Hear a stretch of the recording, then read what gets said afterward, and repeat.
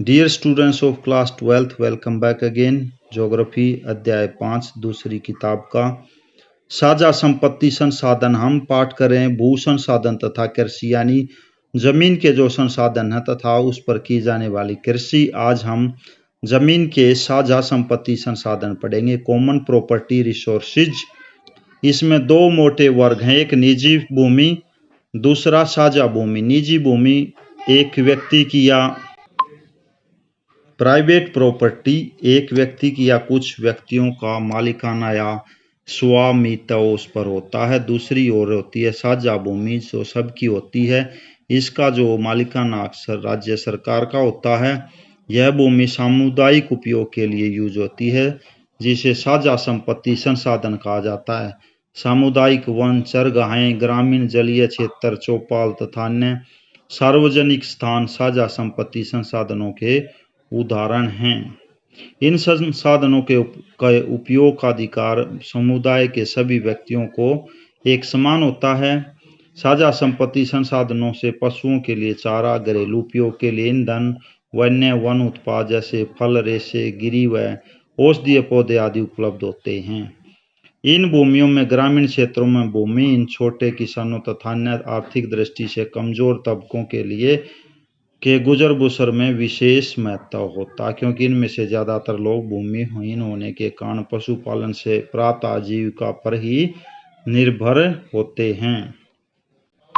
भू संसाधनों का किसानों के लिए महत्व, importance of land resources for farmers. किसानों के लिए जो भूमि के संसाधन हैं उनमें क्या महत्व है। सबसे ज्यादा किसानों व कृषि मजदूरों के लिए होता है, क्योंकि उनकी रोजी रोटी खेती और जमीन से प्राप्त होती है। इसके 3 कारण बताए गए हैं यहाँ। कृषि पूरी तरह से जमीन पर आधारित है, अतः कृषि उत्पादन में भूमि का योगदान द्वितीयक व तृतीयक क्रियाकलापों की अपेक्षा ज्यादा है।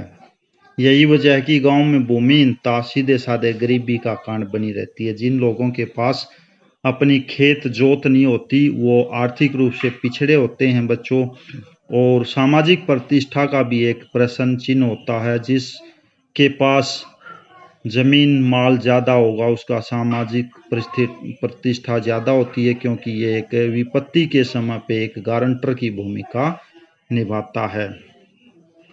भूमि की गुणवत्ता अथवा उपजाऊपन कृषि उत्पादकता को तो प्रभावित कर रही है, परंतु उस पर बने किसी कारखाने के उत्पादन को प्रभावित नहीं करती, क्योंकि अन्य किसी आर्थिक क्रिया के लिए यदि जमीन का इस्तेमाल किया जाता है तो बच्चों वह खाली एक स्पेस का कार्य करती है। तीसरा मैंने बता दिया, मालिक होने का आर्थिक मूल्य तो है ही। नेक्स्ट है कृषि भू संसाधन तथा शस्य गहनता, agricultural land resources and intensity of cropping. शस्य गहनता एक जमीन पर एक से अधिक फसलें उगाना साल के अंदर। 4 प्रकार की भूमियों को जोड़कर लगाया वे हैं कृषि योग्य बंजर भूमि, पुरातन प्रति भूमि जो लंबे समय से बंजर पड़ी है, वर्तमान प्रति भूमि और निवल बोया गया क्षेत्र या शुद्ध बोया गया क्षेत्र।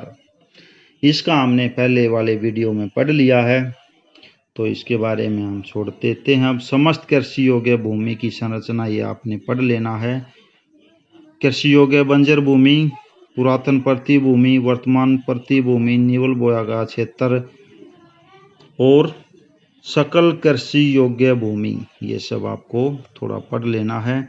शस्य गहनता को प्रभावित करने वाले कारक हैं सिंचाई, उर्वरक, शीघ्र पकने वाली तथा अधिक उपज देने वाली फसलों के उन्नत बीज, कृषि का यंत्रीकरण तथा कीटनाशक दवाइयों का उपयोग। शस्य गहनता निवेश उपयोग पर निर्भर करती है। जहां निवेश उपयोग अधिक होगा वहां शस्य गहनता अधिक होगी, और जहां निवेश उपयोग कम होगा वहां शस्य गहनता भी कम होगी। मतलब ये है बच्चों कि जहां पर सिंचाई के साधन अच्छे होंगे, जमीन पर खर्चा करने के लिए पैसे होंगे, तो वहां पर शस्य गहनता या फसल की जो गहनता है वो ज़्यादा होगी, उससे उत्पादन भी ज़्यादा होगा। शस्य गहनता का सूत्र है यहाँ पर कुल बोया गया क्षेत्र बटे शुद्ध बोया गया क्षेत्र गुना 100 शस्य गहनता निकल आएगा। इसको थोड़े और गहराई से समझाता हूँ मैं। मान लो एक किसान के पास 5 हेक्टेयर कृषि भूमि है, कृषि करने योग्य भूमि। उसने 2007-8 के वर्ष में खरीफ के मौसम यानी जो अभी जो चल रहा है इस मौसम में अपने पूरे 5 हेक्टेयर पर फसलें बो दी। खरीफ की फसल काट लेने के बाद रबी के मौसम में उसने अपने उसी 5 हेक्टेयर में से 3 हेक्टेयर पर पुनः फसलें बो दी। इस प्रकार उसने 5 हेक्टेयर भूमि पर एक वर्ष में 5 + 3 8 हेक्टेयर भूमि पर कृषि की। उसके खेत की शस्य घनता इंटेंसिटी ऑफ क्रॉपिंग हम इस प्रकार निकालेंगे। शस्य घनता 8/5 × 100 160%, यानी कि अगर हम बात करें हमारे प्रदेश हरियाणा और पंजाब इत्यादि और कुछ इलाका उत्तर प्रदेश का, तो यहाँ पर ये 160 न होके 200% भी आएगा और कभी कभी तो ये 250% भी आएगा, क्योंकि बीच में मक्के या ज्वार की फसलें भी हमारे किसान भाई ले लेते हैं।